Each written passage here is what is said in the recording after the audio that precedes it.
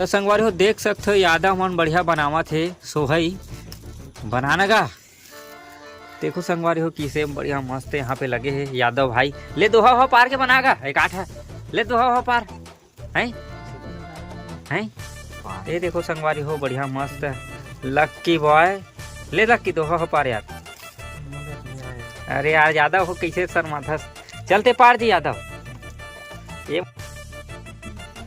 मतलब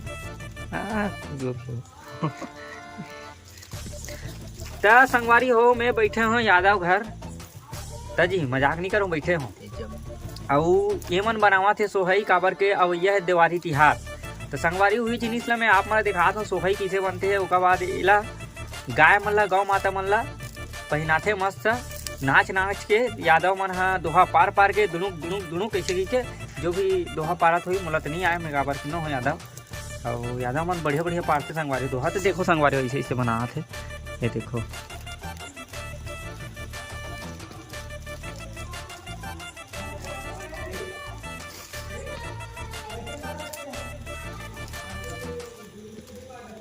जय राम। ते मोर